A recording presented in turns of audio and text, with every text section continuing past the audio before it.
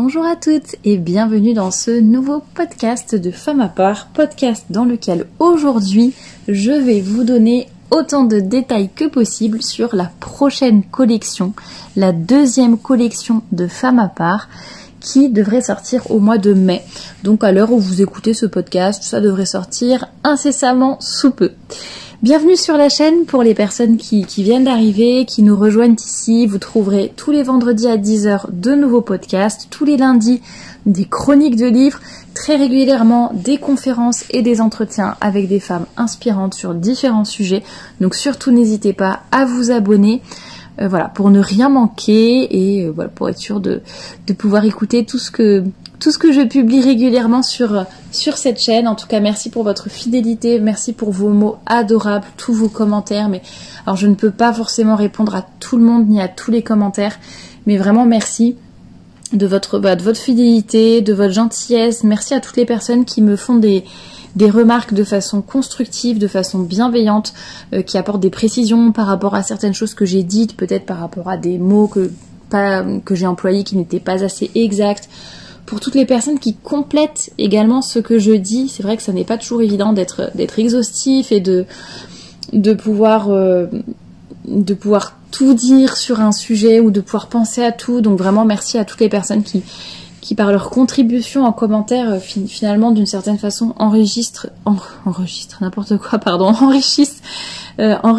ces podcasts. Donc vraiment merci à vous.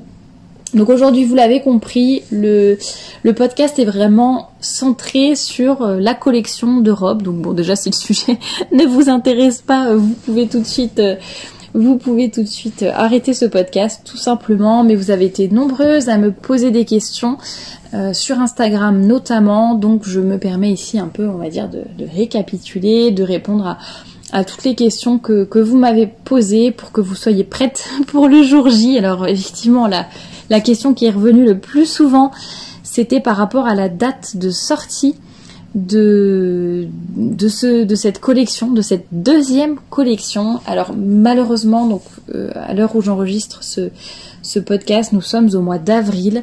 J'ai des nouvelles évidemment régulièrement de l'atelier de production et pour le moment, ce qui est certain, c'est que on va dire à peu près la moitié de la collection sera prête largement dans les temps puisqu'elle est quasiment finie d'être fabriquée aujourd'hui ou demain au plus tard. Donc c'est vrai qu'il y a, après il y a le temps d'envoi évidemment, le temps que je reçoive ça en France, que je m'organise dans mon entrepôt, etc. Bon, il y a toujours des choses à faire une fois qu'on reçoit les colis, mais bon, ce qui est sûr c'est que pour la moitié de la collection, ça sera largement bon. Par contre, pour l'autre moitié, j'ai moins de visibilité sur le planning. Donc tout ce que je peux vous dire, c'est qu'elle sortira au mois de mai. À l'origine, j'aurais vraiment voulu que ça soit, par exemple, vraiment tout début mai, le 4 mai, quelque chose comme ça. Je pense que ça ne sera pas possible et je n'ai pas envie de lancer et qu'une partie des stocks ne soit pas là, comme c'était arrivé la dernière fois. C'est vrai que pour la première collection, je n'avais aucune marge possible parce que déjà j'avais lancé très tard à cause de plein d'imprévus. Voilà, la collection avait été lancée seulement le 8 décembre. Pour une collection automne-hiver, c'est évidemment très tard. Voilà, je ne voulais pas retarder plus, donc j'avais lancé le 8 décembre, mais avec tous les problèmes des transporteurs qui avaient eu lieu au mois de décembre, en fait, voilà, il y avait des stocks qui n'étaient pas là quand vous avez passé vos commandes, ce qui a un petit peu retardé les choses. Parfois, je crois que le maximum que vous ayez attendu, c'était peut-être 2 semaines avant que vos commandes ne soient envoyées. Mais bon, voilà, pour moi, c'est trop. Je veux vraiment que quand vous passiez vos commandes le lendemain, en fait, ou le surlendemain si c'est un week-end, mais voilà, que vraiment dans les 48 heures qui suivent, ou 24 heures plutôt, que vos commandes soient expédiées. Donc voilà, là je préfère prendre un petit peu de marge et je ne m'avance pas encore. Mais évidemment, dès que j'aurai plus de visibilité sur une date, je vous la donnerai. Ce qui est sûr cependant, c'est qu'elle sortira au mois de mai, donc d'ici, je ne sais pas quand est-ce que je vais par rapport au moment où j'enregistre, ça sera d'ici 1 mois et demi maximum, mais pour vous qui l'écoutez, voilà, ça sera vraiment au courant du mois de mai, ne vous en faites pas, et dès que j'aurai la date, je vous le ferai savoir sur tous les réseaux, toutes les plateformes, pour que tout le monde soit bien au courant et que vous soyez toutes prêtes évidemment pour ce grand jour. Alors au niveau, vous m'avez posé des questions au niveau des prix, est-ce que les prix vont baisser? Alors non, les prix ne vont pas baisser, je préfère directe et franche avec vous. Pour la première collection, pour vous donner une idée, si vous ne vous en souvenez pas ou si vous venez seulement d'arriver sur cette chaîne, pour la première collection, les prix allaient de 65 à 90 € TTC, ce qui est vraiment peu, voire très peu pour des robes fabriquées en Europe, pour des robes avec des tissus de qualité qui sont fabriquées en édition limitée, qui ne sont pas des productions industrielles ni quoi que ce soit. Voilà, donc évidemment c'était plutôt peu, mais je souhaitais peu cher plutôt, mais je voulais vraiment que les robes soient accessibles au plus grand nombre. Le but c'est vraiment de vous rendre service. Vous savez tout comme moi que les robes qui sont vraiment élégantes, féminines, décentes sont difficiles à trouver, donc l'objectif ça n'était pas de me faire de l'argent sur votre dos, j'allais dire, c'était vraiment de mettre ces robes à la portée du plus grand nombre, mais évidemment ça reste une entreprise, il faut qu'elle soit viable économiquement, donc je ne peux pas me permettre non plus de vendre à perte, et donc évidemment il faut au moins que je couvre les coûts de production, de tissus, je sais pas, pour faire les patrons, le transport, les emballages, tout, enfin évidemment il faut penser à tout quand on a une entreprise, donc voilà, et évidemment une toute petite marge pour que l'entreprise soit viable. Alors je ne me verse pas de salaire ni quoi que ce soit, mais j'en suis encore très loin. Mais voilà, c'est le modèle que j'ai choisi, on verra si c'est payant ou pas. Le but c'était vraiment de trouver le juste milieu entre le fait de vous rendre service, de mettre ces robes le plus possible à votre portée, et en même temps d'avoir une entreprise qui est viable si je veux continuer cette aventure tout simplement. Sur cette collection, alors j'ai pas le tableau sous les yeux, je vous avouerai, je sais que les prix sont à peu près les mêmes, il me semble qu'il y a une toute petite baisse entre guillemets, puisque je crois que la robe la moins chère est à 60 €, donc au lieu de 65 pour la première collection, et je crois que la plus chère est à 85, si je me souviens bien de mémoire, alors que pour la première collection, la plus chère était à 90 €. Mais je peux pas vous dire que c'est une baisse de prix, c'est vraiment, on est dans la même gamme de prix à peu près.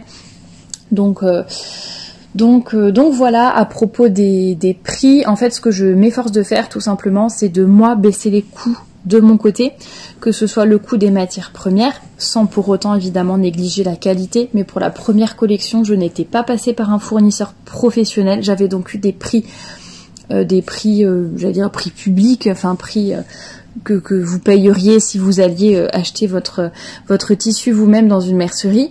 Donc voilà, j'essaye de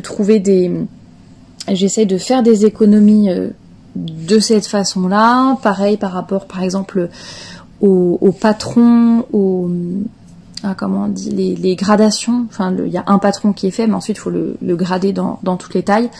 Ce sont des choses évidemment qui coûtent pour chaque modèle, mais si par exemple je fais le même modèle dans 2 couleurs, voilà, la robe va coûter un petit peu moins cher.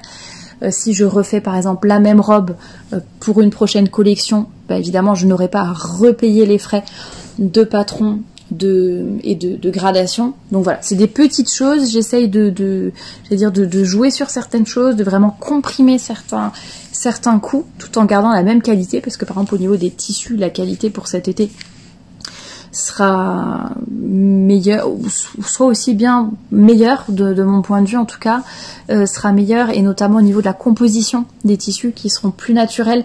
Donc on part sur des robes qui sont vraiment 100% coton. Je crois qu'il y a un modèle qui est en viscose, qui reste quand même un tissu plutôt naturel par rapport au polyester. Donc voilà, ça va être un petit peu...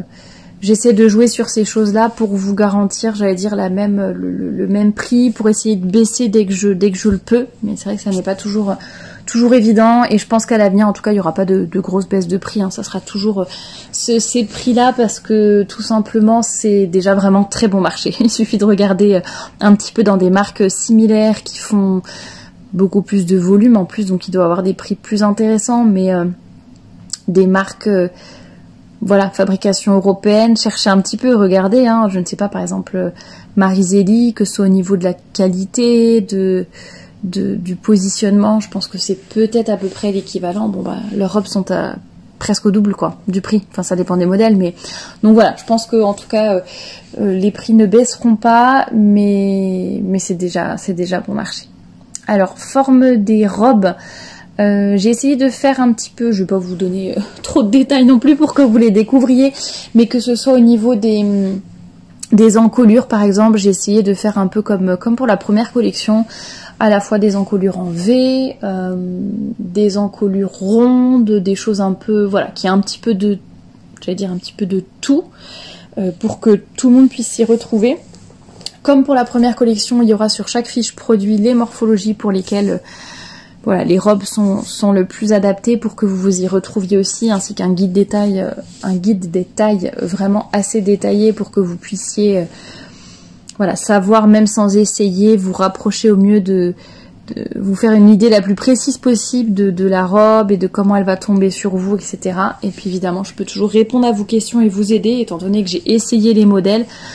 Même si j'ai ma morphologie qui m'est propre, mais pour la première collection ça avait très bien marché aussi. Quand vous m'aviez demandé des conseils, voilà, je vous répondais, je vous aiguillais pour voilà, est-ce que je prends un 36, est-ce que je prends un 38, est-ce que ça m'ira, je mesure telle, je fais telle taille, est-ce que en longueur la robe ça ira, enfin voilà, j'ai vraiment, je peux vraiment vous aider aussi à faire vos choix, donc n'hésitez surtout pas à me contacter, à me poser vos questions sur les réseaux, par mail, vraiment ce qui vous arrange. Par rapport à la longueur des robes, justement, une remarque que vous aviez faite, c'était par rapport pour toutes les filles qui faisaient plus d'1m70 en fait, pour lesquelles la longueur était vraiment juste si on souhaitait que ça couvre vraiment le genou, voire que ça descende un petit peu plus bas. Donc pour cette collection, j'ai essayé de rallonger en moyenne de 5 à 10 cm. Et ça sera surtout pour la collection en fait automne-hiver prochain que là ça sera vraiment, on va dire 5 cm pour celle-ci. 5 cm plus long, et pour la collection automne-hiver 10 cm plus long. Moi personnellement ça me convient, de toute façon j'aime beaucoup cette longueur. Je trouve qu'il est plus facile, et pour celles qui font plus d'1m70 tout simplement, elles seront à l'aise dans ces robes, et je trouve que celles qui sont plus petites en fait c'est beaucoup plus facile de raccourcir une robe que de l'allonger tout simplement. Donc voilà, c'est un parti pris, mais c'est pour essayer aussi de correspondre au plus de personnes possible. Couleur phare de la collection, une autre question que vous m'avez posée, il y aura du orange, il y aura du bleu turquoise, il y aura des imprimés, fleurs, pois, il y aura, j'essaie de la visualiser, je l'ai pas sous, ah si j'ai sous les yeux, il y aura du vert, j'ai des tissus en fait, parce que je suis en train de préparer les accessoires, il y aura du saumon, il y aura, je vais pas tout vous dire non plus. Il y aura du plumetis, bon ça c'est pas une couleur, mais comme ça vous donne une idée du tissu. Voilà, je vais m'arrêter là, puis vous verrez bien sur les photos dès qu'il y en aura. D'ailleurs il y a une photo sur la miniature de cette vidéo, vous voyez déjà un petit aperçu. Et comme je vous ai parlé des accessoires, donc je vous confirme qu'il y aura, comme pour la première collection, des accessoires pour cheveux, fabriqués donc avec les mêmes tissus que pour les robes, sachant que cette fois-ci pour le coup normalement il y en aura pour toutes les robes. Pour la première collection, je n'avais pas vraiment eu le temps et puis j'avais pas les chutes de tissu pour toutes les robes, donc j'avais pas pu faire vraiment des accessoires pour chaque modèle. Mais là cette fois-ci en principe, si j'ai le temps de m'en occuper, parce que pour le moment j'ai juste découpé les tissus, vous aurez des accessoires pour toutes les robes, donc n'hésitez pas à vous les procurer également pour avoir vraiment un look totalement fini et vraiment élégant. Comment est-ce que j'ai trouvé l'atelier qui confectionne les robes et où sont-elles fabriquées? Donc les robes sont fabriquées en Pologne. Il faut savoir qu'au tout début j'avais voulu les faire fabriquer en France, puisque évidemment c'était mon objectif premier, sachant que j'avais des origines notamment vosgiennes et du côté paternel, et je m'étais dit voilà, les Vosges c'est vraiment un bassin textile et ça aurait été super chouette de les fabriquer dans les Vosges, et puis la proximité par rapport à mon entrepôt, etc. Enfin ça aurait été 1000 fois plus simple. Et en fait impossible, parce qu'ils ont surtout du savoir-faire maintenant pour le linge de maison. Il y a peu d'ateliers finalement qui font encore des vêtements, et ceux qui en font, donc il y en a un notamment avec qui j'étais en contact, ça n'est pas du tout le même positionnement, donc beaucoup plus haut de gamme, donc ça n'aurait pas été dans mes prix, enfin voilà, les robes auraient été 3 voire 4 fois plus chères. Et un autre que j'ai trouvé, bon, qui faisait certes des vêtements, mais c'était surtout un atelier qui faisait à par exemple des sièges, des fauteuils de cinéma, de choses comme ça. Ils faisaient aussi quelques vêtements, mais c'était surtout des jeans. Donc ils n'avaient pas vraiment le savoir-faire pour des robes ou des jupes. Et les prix, il faut avouer, n'étaient pas tout à fait les mêmes non plus, même s'ils étaient déjà plus abordables que l'autre atelier qui était vraiment haut de gamme. Donc je me suis tournée vers un autre pays, enfin mon autre pays, j'allais dire, plutôt côté maternel, donc la Pologne, puisque j'ai les 2 nationalités, et en Pologne il y a aussi un grand savoir-faire en couture, notamment dans le bassin de Łódź, de la ville de Łódź, donc un peu au sud-ouest de Varsovie, et pour ceux dont le nom ne leur dit rien prononcé à la polonaise, tout simplement, ça s'écrit, en fait c'est Lodz, souvent les gens disent Lodz, parce que ça s'écrit L-O-D-Z. Donc dans ce bassin, il y a également beaucoup d'entreprises, donc j'ai fait mes recherches, tout simplement, j'ai envoyé des emails, je me suis mise en contact, j'ai demandé des devis, j'ai envoyé des photos des dessins, etc. Et finalement, j'ai assez vite trouvé l'atelier qui me convenait. Alors je vous avoue quand même que ça a été... un peu de la chance parce que je n'avais pas pu, enfin je voyais en photo ce qu'ils faisaient, mais je n'avais pas tenu entre mes mains des choses cousues par leurs soins. Et en Covid oblige tout ça, je n'ai pas pu me rendre dans l'atelier pour tout simplement, voilà, pour discuter avec eux, vérifier, regarder, peut-être suivre la fabrication des robes, etc. Donc c'était un petit peu, j'allais dire, au petit bonheur la chance, mais la providence faisant bien les choses, j'étais vraiment contente quand j'ai reçu les prototypes. Je pense qu'il y a vraiment un bon rapport qualité-prix. Et voilà, donc comment je les ai trouvés? Tout simplement sur internet, en faisant des recherches en polonais pour connaître un petit peu les ateliers, leur savoir-faire, leur prix, leur disponibilité.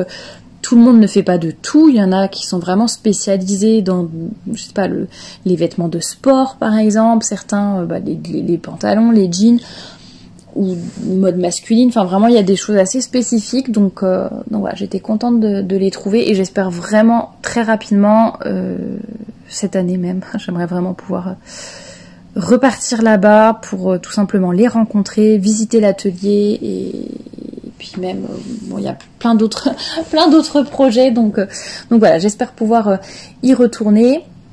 Et donc on correspond et on travaille par email, tout simplement, pour tout faire. Donc pareil, ça a été beaucoup d'ajustements, d'apprendre à travailler ensemble, voir leur façon de fonctionner, comment avoir la réponse à mes questions, la meilleure façon d'obtenir les réponses que je voulais, de la meilleure façon que le travail avance bien et que je puisse à distance suivre la production, etc.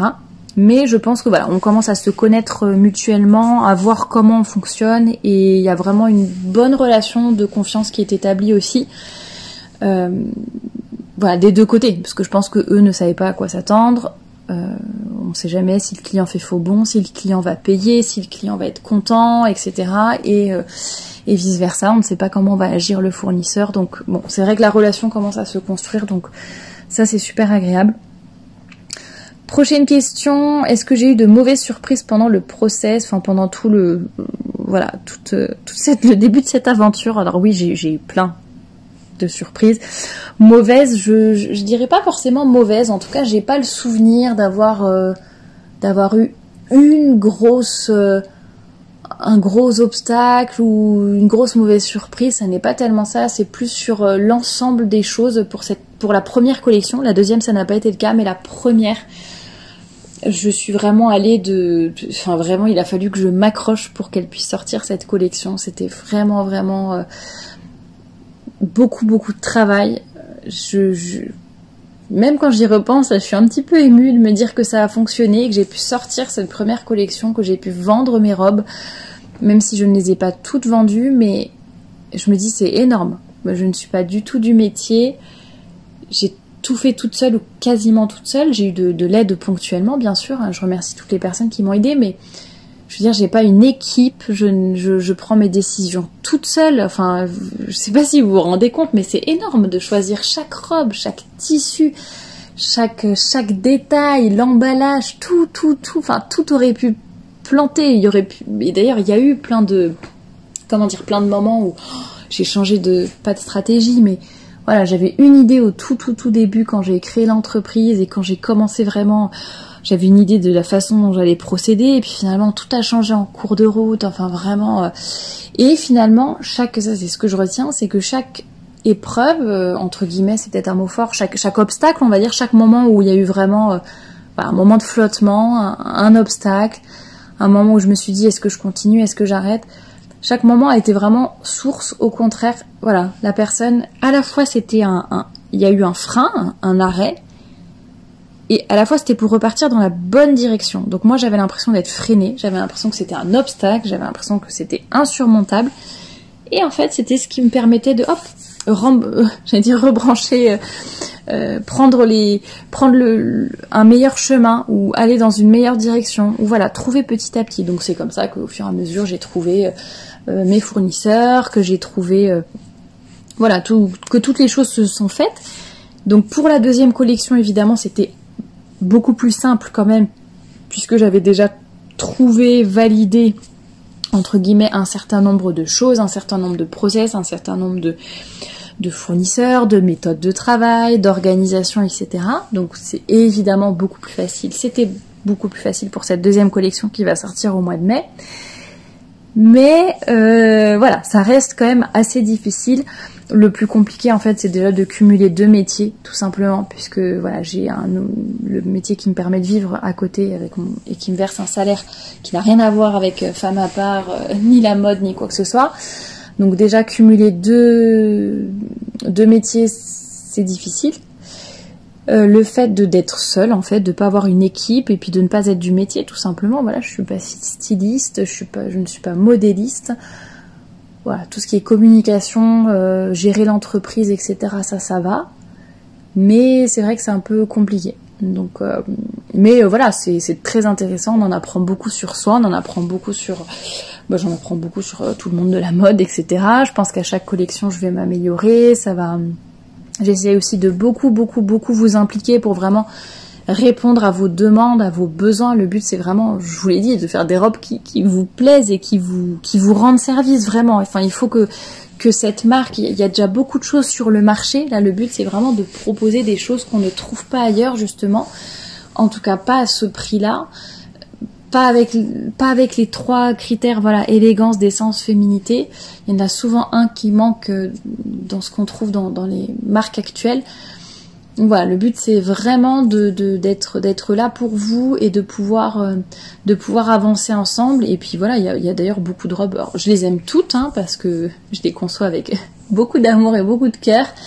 Mais il y en a qui ne me vont pas du tout. La couleur, c'est pas spécialement mes couleurs, ça va pas du tout à ma morphologie. Donc ne pensez pas que je crée des robes pour moi, parce qu'il y en a beaucoup que je ne porterai jamais et que je ne porte pas. Dans la première collection, il y en a que je ne porte jamais. Il y en a certaines, oui, par exemple le modèle Anna me va, par exemple. Le modèle Julia aussi, mais toutes ne me vont pas et je ne les porte pas forcément parce que soit la couleur, soit...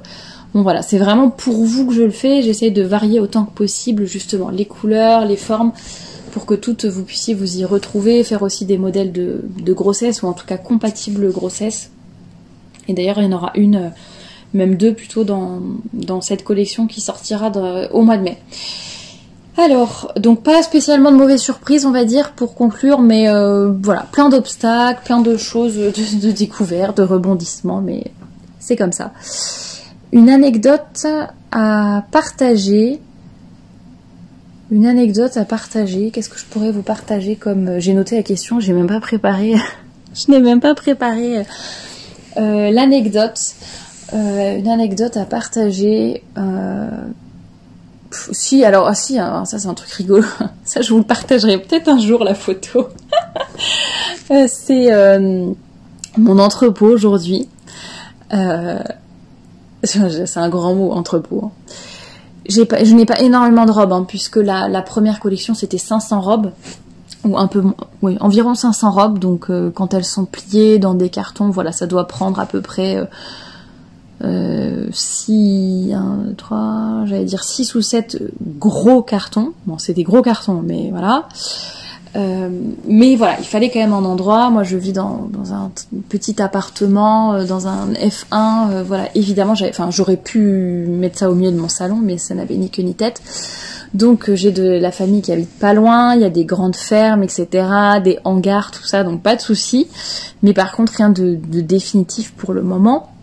Et donc je suis dans un hangar actuellement pour éviter un peu les poussières, pour être un peu quand même isolée, j'allais dire, du reste du bois, des affaires qui sont stockées, de la poussière, enfin bref. J'ai une espèce de tente, un barnum en fait. Vous pouvez taper sur Google pour voir à quoi ça ressemble, mais c'est un petit peu les tentes de cérémonie, enfin de mariage par exemple, ou de fête, quand on fait une fête dans son jardin ou quoi. Donc j'ai un barnum, ce qui me permet d'être vraiment à l'abri, un petit barnum qui fait peut-être 9 mètres carrés, 3 mètres sur 3, avec mon petit projecteur pour bien m'éclairer. Et je vous partagerai peut-être un jour, quand j'aurai un nouvel entrepôt, je pense que je vous partagerai peut-être la photo de l'ancien versus le nouveau, parce que là c'est vraiment, on se dit, c'est vraiment les débuts d'une entreprise, donc c'est quand même assez rigolo, et peut-être que dans quelques années, si Femme à part a bien décollé, continue de fonctionner, et je verrai ça vraiment avec beaucoup d'humour. Mais voilà, l'anecdote, c'est un petit peu ce que j'appelle la grandiloquence, mon entrepôt, qui n'est autre qu'un barnum dans un hangar, et dans un hangar où il fait en fait la même température que dehors. Donc en fait, tout l'hiver, quand je préparais vos commandes, il faisait -5, -10 degrés. Non, peut-être pas -10 à l'intérieur quand même, puisque les murs, j'allais dire, gardent un tout petit peu, enfin, empêchent que le froid passe complètement, mais très souvent j'étais à 0 ou entre 0 et -5. Parce que voilà, il n'y a pas de chauffage. Peut-être que dans la future pièce que j'aurai, il y en aura un, mais ça c'est vraiment l'entrepôt dans lequel il y a donc j'entasse mes cartons en fait je les ai mis donc pareil, au début c'était toute une organisation pour savoir comment j'allais faire pour que ça soit plus pratique. Au début j'avais un carton par robe en fait, par modèle. Mais à chaque fois que je préparais une commande et que je cherchais une taille, donc c'était très facile pour me diriger vers le carton du modèle en question, mais après pour trouver la taille en fait, il fallait tout soulever, tout regarder dans le carton pour arriver par exemple à trouver une taille 36 ou une taille 44. Donc effectivement c'était un petit peu compliqué, donc finalement j'ai trié mes cartons par taille justement. Donc toutes les tailles 34, toutes les tailles 36, toutes les tailles 38 sont dans un carton. Et après, vu que les robes ont différentes couleurs, c'est facile, et puis je les connais très bien les robes, c'est très facile dans le carton 34, trouver très très vite la robe Inès, la robe Amélie, la robe Charlotte, voilà, je les trouve facilement dans le carton, donc ça c'est la petite organisation que j'ai changée. J'ai une grande table toute propre pour préparer les commandes. Sous la table, je range les cartons qui sont donc vides, les cartons d'emballage dans lesquels vous recevez les robes. Voilà, j'ai une toute petite étagère sur laquelle j'ai les accessoires, tous les papiers de soie, toutes les petites choses, dont le scotch, petites choses dont j'ai besoin pour faire vos commandes. Et puis voilà, ça va s'améliorer avec le temps. Je pense que bientôt j'aurai une vraie pièce qui sera chauffée et qui sera peut-être mieux, pas forcément mieux éclairée, parce que là c'est bien éclairé, mais bon, que j'ai la sensation d'être dans une vraie pièce et pas dans un hangar tout simplement. Ça sera plus grand probablement, et surtout avec de meilleurs rangements pour optimiser toute la préparation des commandes, même si pour le moment c'est tout à fait gérable comme ça. Disons qu'au début de la collection, quand il y a un lancement, c'est vraiment toujours un petit peu difficile, il y en a un peu plein partout. Là c'est plus facile parce qu'il y a un peu moins de commandes, il y a moins de robes aussi, donc j'ai plus de place, vu que j'en ai déjà vendu une grosse partie. Mais voilà pour l'anecdote à partager, et j'en profite d'ailleurs pour vous dire, vu que je parlais des tailles, que pour la prochaine collection, il y aura donc plus de tailles, puisque nous irons non seulement du 34 au 44, mais en plus il y aura les tailles 46 et 48. Donc vous aurez 2 tailles de plus sur cette collection. Alors, dernière question à laquelle je vais répondre, quelle est la priorité donc quand je fais les collections, et ce à quoi je ne renoncerai pas? Et je pense tout simplement que c'est c'est pas forcément le style, mais vraiment le trio, le triptyque élégance, décence et féminité. Ça c'est vraiment j'allais dire, tout le reste peut un petit peu évoluer, les choses peuvent changer, même imaginons que la marque se développe, que j'ai une équipe, que je ne sais pas, qu'on change de positionnement, qu'on se mette haut de gamme, que les robes coûtent 500 €, mais ne vous inquiétez pas, ça ne sera pas le cas. Mais j'imagine exprès un petit peu, je vais un petit peu dans les extrêmes, mais pour vous expliquer un petit peu mon état d'esprit. Voilà, même si d'un coup j'avais une énorme entreprise, que j'augmentais les prix, que j'avais une équipe de 20 personnes, que j'avais non pas un entrepôt, mais un immeuble pour Femme à part, n'est-ce pas? Voilà, même en imaginant toutes ces choses, tous ces changements, j'allais dire le cœur de Femme à part, c'est vraiment de proposer des robes qui soient élégantes, féminines, décentes, qui vous plaisent et qui tout simplement vous aide à faire rayonner votre féminité au quotidien. Il y a un mot que je n'ai pas dit très souvent parce que je parle souvent du triptyque élégance, féminité, décence, mais il y a aussi le confort. Les robes, j'essaie vraiment de les concevoir parce que ça c'est quelque chose qui est important pour moi et je pense pour beaucoup d'entre vous, de les concevoir pour qu'en fait elles soient portables, enfin que vous puissiez les porter au quotidien, c'est-à-dire avec des enfants, dans vos activités quotidiennes. Après, chacune est comme elle est et chacune se sent plus ou moins à l'aise dans les vêtements, mais moi je sais que je n'aime pas trop les choses qui sont serrées. J'aime vraiment que la longueur soit franche pour que je ne sois pas sans cesse en train de tirer sur ma robe ou de m'inquiéter de l'allure que je vais avoir en faisant tel ou tel mouvement. Je sais qu'il est vraiment important et intéressant de pouvoir se dire j'ai une robe, je mets ma robe et je ne m'en soucie plus. Je sais que je suis belle dedans, je sais que je suis élégante dedans, elle ne va pas me gêner au quotidien. Ça va presque être comme une seconde peau en fait, alors pas au sens moulant, loin de là, mais ça nous habille en un clin d'œil. Et voilà, on n'est pas en train de dire je prends une jupe, par quel haut je vais mettre avec, comment je vais l'associer. Non, hop, on met la robe, ça y est, on est habillé, on est bien, le look est fini, la silhouette est mise en valeur. Voilà pour tout ce que je pouvais vous dire. J'ai peut-être oublié certaines choses. Donc n'hésitez pas, si vous avez d'autres questions, posez-les moi en commentaire. N'hésitez pas aussi à vous abonner au compte Instagram de la collection, donc Femme à part, tout attaché, / collection sur Instagram. Je vous mettrai le lien dans la description parce que et vous verrez en story à la une, dans la story à la une FAQ, je mets généralement toutes les questions auxquelles je réponds, je les mets dedans. Donc n'hésitez pas, la réponse s'y trouve déjà peut-être. N'hésitez pas à écouter les podcasts sur la précédente collection parce qu'il y aura peut-être aussi des réponses qui vous intéresseront. Je vous mettrai le lien en barre d'infos également. Mais vraiment n'hésitez pas, en commentaire, dites-moi, il y a peut-être des choses que j'ai oubliées, peut-être qu'en parlant ça vous a fait penser à d'autres questions, d'autres choses que vous vouliez savoir. Donc vraiment n'hésitez pas à me le dire. Et dès que j'aurai la date de sortie de la collection, je ne manquerai pas de vous la communiquer ici et partout ailleurs. Merci pour votre fidélité, merci pour votre soutien et je vous dis à très bientôt pour un nouveau podcast.